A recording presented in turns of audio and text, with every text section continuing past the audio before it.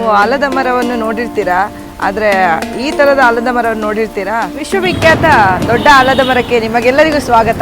ಬನ್ನಿ ಹೋಗೋಣ. ಇದೊಂದು ಸುಮಾರು 400 ವರ್ಷಗಳ ಇತಿಹಾಸವನ್ನು ಹೊಂದಿರುವ ಮರ ಅಂತ ಹೇಳ್ಬೋದು.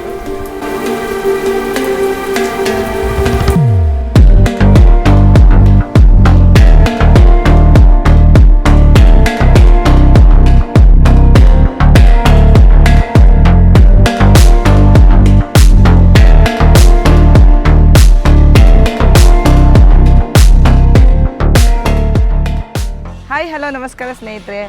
ಏಕೆ ಕನ್ನಡ ವ್ಲಾಗ್ಸ್ಗೆ ನಿಮಗೆಲ್ಲರಿಗೂ ಸ್ವಾಗತ. ನಮ್ಮ ರಾಷ್ಟ್ರೀಯ ಪ್ರಾಣಿ ಹುಲಿ, ಹಾಗೆಯೇ ನಮ್ಮ ರಾಷ್ಟ್ರೀಯ ಪಕ್ಷಿ ನವಿಲು, ಹಾಗೆಯೇ ನಮ್ಮ ರಾಷ್ಟ್ರೀಯ ಮರ ಯಾವುದು ಗೊತ್ತಾ? ಅದುವೇ ನಮ್ಮ ಆಲದ ಮರ. ಇವತ್ತು ನಾವು ಒಂದು ದೊಡ್ಡ ಆಲದ ಮರದ ಹತ್ತಿರ ಇದ್ದೇವೆ. ಬನ್ನಿ ನೋಡೋಣ, ಅದರ ವಿಶೇಷತೆಗಳನ್ನು ನೋಡೋಣ, ಹಾಗೂ ಆ ಮರ ಹೇಗಿದೆ ಅಂತ ನೋಡೋಣ.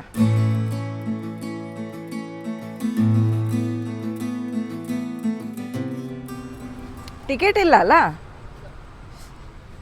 ಮೊದಲಿತ್ತ ಟಿಕೆಟ್? ವಿಶ್ವವಿಖ್ಯಾತ ದೊಡ್ಡ ಆಲದ ಮರಕ್ಕೆ ನಿಮಗೆಲ್ಲರಿಗೂ ಸ್ವಾಗತ. ಬನ್ನಿ ಹೋಗೋಣ.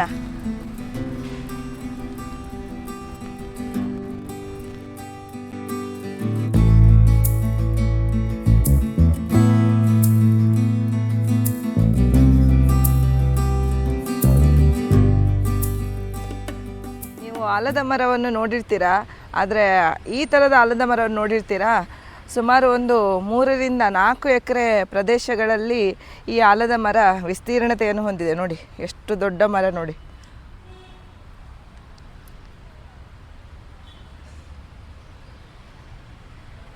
ಇದುವೇ ಈ ವಿಶ್ವವಿಖ್ಯಾತ ಆಲದ ಮರದ ವಿಶೇಷತೆ.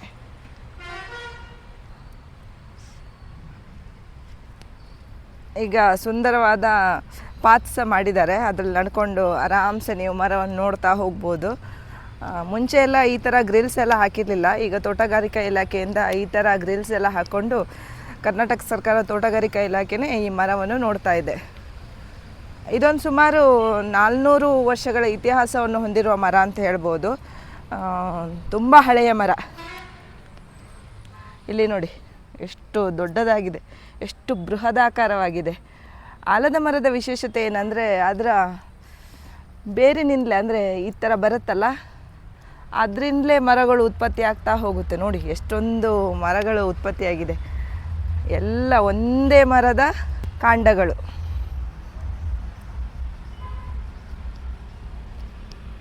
ಹಾಗೆಯೇ ಇದರ ಮೂಲ ಮರ ಏನಿದೆಯಲ್ಲ, ಅದು 2000ರಲ್ಲಿ ರೋಗಕ್ಕೆ ತುತ್ತಾಗಿ ಅದು ಮೂಲ ಮರ ಸತ್ತು ಹೋಗಿದೆ. ಆದರೆ ಅದರಿಂದ ಉತ್ಪತ್ತಿಯಾದ ಮರಗಳೆಲ್ಲ ಇಲ್ಲಿ ನೋಡ್ಬೋದು ನೀವು ಸುತ್ತಮುತ್ತಲು. ಎಷ್ಟು ದೊಡ್ಡದಾದ ಮರ. ಒಂದೇ ಮರ ಅಂದರೆ ನೀವು ನಂಬ್ತೀರಾ? ಇಷ್ಟು ದೊಡ್ಡ ಮರ. ಎಲ್ಲ ದಿನವೂ ಓಪನ್ ಇರುತ್ತೆ. ವಾರದ ಎಲ್ಲ ದಿನವೂ ಇಲ್ಲಿ ಯಾವಾಗ ಬೇಕಾದರೂ ನೀವು ಬರ್ಬೋದು. ಈ ಟೈಮಿಂಗ್ ಪ್ರಕಾರ 8 ರಿಂದ 5:30 ಯಾವಾಗ ಬೇಕಾದರೂ ಬರ್ಬೋದು. 400 ವರ್ಷಗಳ ಇತಿಹಾಸವನ್ನು ಹೊಂದಿರುವ ಈ ಆಲದ ಮರ ನಮ್ಮ ಕರ್ನಾಟಕದಲ್ಲಿರೋದು ಅದೇ ಒಂದು ನಮ್ಮ ಹೆಮ್ಮೆ. ಯಾಕಂದರೆ ಇದು ಭಾರತದ ಅತಿ ದೊಡ್ಡ ಹಾಗೂ ಅತಿ ಪುರಾತನ ಆಲದ ಮರಗಳಲ್ಲಿ ಇದು 4ನೇ ಸ್ಥಾನವನ್ನು ಹೊಂದಿದೆ ಅಂದರೆ ನಮಗೆ ಹೆಮ್ಮೆನೇ ಅನ್ನಬೇಕು. ಯಾಕಂದರೆ 1ನೇ ಸ್ಥಾನದಲ್ಲಿರೋದು ನಮ್ಮ ಆಂಧ್ರ ಪ್ರದೇಶದಲ್ಲಿ ಇದೆ ದೊಡ್ಡ ಮರ. ಹಾಗೆಯೇ 2ನೇದು ನಮ್ಮ ಕೋಲ್ಕತ್ತಾದಲ್ಲಿದೆ, 3ನೇದು ನಮ್ಮ ತಮಿಳ್ನಾಡಲ್ಲಿದೆ, 4ನೇದು ನಮ್ಮ ಈ ಕರ್ನಾಟಕದಲ್ಲಿರುವ ಬೆಂಗಳೂರಿನ ಈ ದೊಡ್ಡ ಆಲದ ಮರ ಅಂತಲೇ ಹೇಳೋಕ್ಕೆ ಖುಷಿ ಆಗುತ್ತೆ.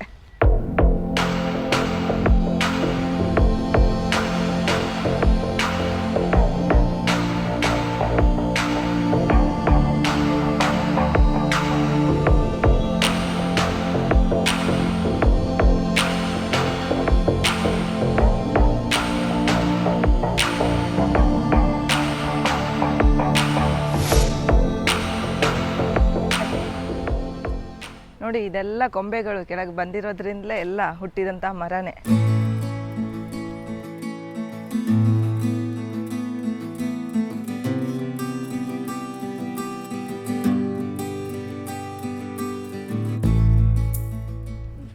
ಎಷ್ಟು ದೊಡ್ಡದಿದೆ ಅಲ್ಲ ಮರ?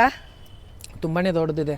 ಆ್ಯಕ್ಚುಲಿ ನಾನು ಇಲ್ಲಿ 2 ಇಯರ್ಸ್ ಮುಂಚೆ ಬಂದಿದ್ದೆ ರೀ. Okay. 2 ಇಯರ್ಸ್ ಮುಂಚೆ ಬಂದಾಗ ಇಷ್ಟೊಂದು ಇಂಪ್ರೂವ್ಮೆಂಟ್ಸು ಇರಲಿಲ್ಲ, ಈ ಥರ ಗೇಟ್ಸ್ ಇರಲಿಲ್ಲ. ಎಲ್ಲರೂ ಬಂದುಬಿಟ್ಟು ಇಲ್ಲಿ ಕಪಲ್ಸ್ ಬರೋದು, ಫೋಟೋ ತಕ್ಕೋದು, ಆಮೇಲೆ ಮರದ ಮೇಲೆ ಗೀಚೋದು, ಈ ಥರ ಇತ್ತು. ಇವಾಗ ನೋಡಿದ್ರೆ ಸ್ವಲ್ಪ ತುಂಬಾ ಅಂದರೆ ತುಂಬ ಇಂಪ್ರೂವ್ಮೆಂಟ್ ಆಗಿದೆ. ಹೌದು, ತೋಟಗಾರಿಕಾ ಇಲಾಖೆಯಿಂದ ಇದಕ್ಕೆಲ್ಲ ಬೇಲಿ ಹಾಕಿದ್ದಾರೆ. ಯಾಕಂದರೆ ಇದು ತುಂಬ ಹಳೆಯ ಮರ, 400 ವರ್ಷಗಳ ಇತಿಹಾಸ ಹೊಂದಿರುವ ಮರ. ಇದನ್ನು ಮುಟ್ಟಿದ್ರೆ ಆಗಲಿ ಅದು ಹಾಳಾಗೋ ಸಂಭವ ಇರುತ್ತಲ್ಲ, ಅದಕ್ಕೋಸ್ಕರ ಇದು ಮಾಡಿದ್ದು ತುಂಬಾ ಚೆನ್ನಾಗಿದೆ. ಎಲ್ಲ ಮರಗಳನ್ನು ಸಂರಕ್ಷಿಸಬೇಕು ಆ್ಯಕ್ಚುಲಿ. ಹೌದು, ಇದೊಂದು ಇನಿಷಿಯೇಟಿವ್ ತೊಗೊಂಡಿರೋದು ಕರ್ನಾಟಕ ಗೌರ್ಮೆಂಟ್ ಚೆನ್ನಾಗಿದೆ. ಹೌದೌದು.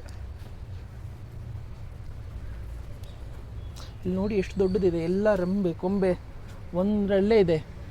ಇದು ಆಕ್ಚುಲಿ ಮೇಲಿಂದ ರೆಂಬೆಗಳು ಬರುತ್ತಲ್ಲ, ಅದಕ್ಕೇನೆ ಬೇರೆ ಉತ್ಪತ್ತಿ ಆಗುತ್ತೆ. ನೋಡಿ ಫುಲ್ಲು ದೊಡ್ಡದಿದೆ.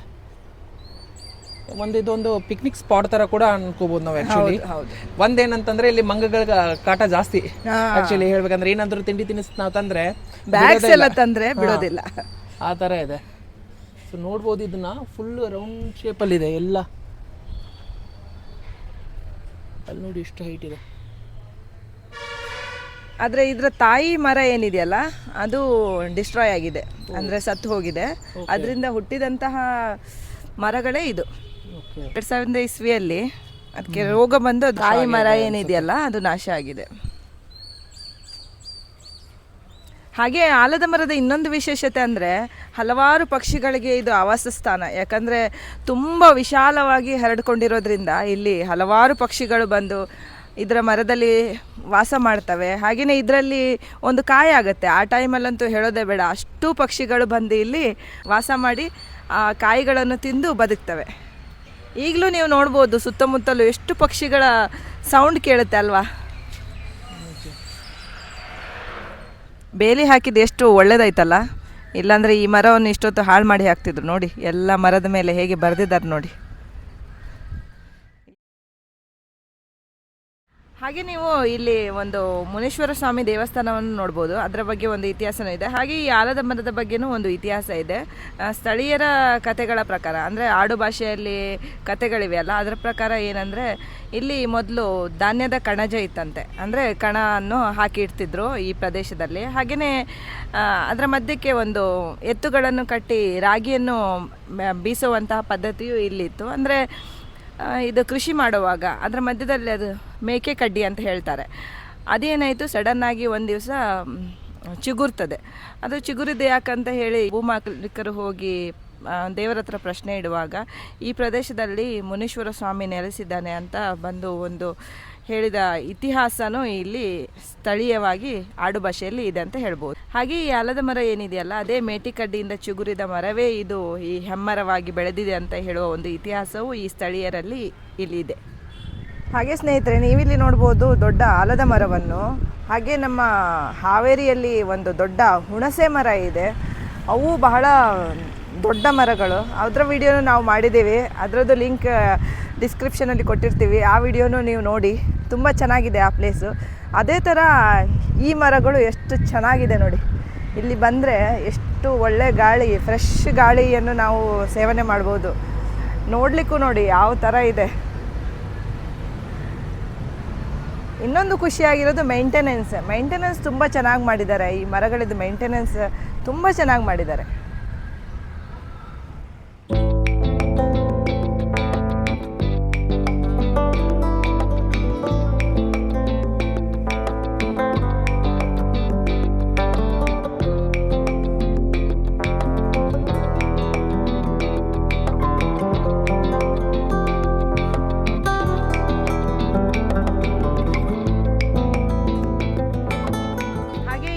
ದೊಡ್ಡ ಆಲದ ಮರ ಏನಿದೆಯಲ್ಲ ಬೆಂಗಳೂರಿಂದ ಸುಮಾರು 28 ಕಿಲೋಮೀಟ್ರ್ ದೂರದಲ್ಲಿದೆ. ಹಾಗೆ ನೀವು ಮಾಗಡಿ ರಸ್ತೆಯಲ್ಲಿ ಸ್ಟ್ರೈಟಾಗಿ ಬಂದು ಒಂದು 8 ಕಿಲೋಮೀಟ್ರ್ ಒಳಗಡೆ ಬಂದರೆ ನಿಮಗೆ ಈ ದೊಡ್ಡ ಆಲದ ಮರದ ಹತ್ರ ಬರುವ ರಸ್ತೆ ಸಿಗುತ್ತೆ. ಅಂದರೆ ಆ ಮರದ ಹತ್ರ ನೀವು ಬರ್ಬೋದು. ಈ ದೊಡ್ಡ ಆಲದ ಮರಕ್ಕೆ ಏನಾದರೂ ನೀವು ಬರಬೇಕಂದ್ರೆ ಬೆಂಗಳೂರಿಂದ ಡೈರೆಕ್ಟ್ ಮೆಜೆಸ್ಟಿಕ್ಕಿಂದ ಡೈರೆಕ್ಟಾಗಿ ಬಸ್ ಫೆಸಿಲಿಟಿನೂ ಇದೆ. KR ಮಾರ್ಕೆಟಿಂದಲೂ ನೀವು ಡೈರೆಕ್ಟಾಗಿ ಇಲ್ಲಿಗೆ ಬರ್ಬೋದು.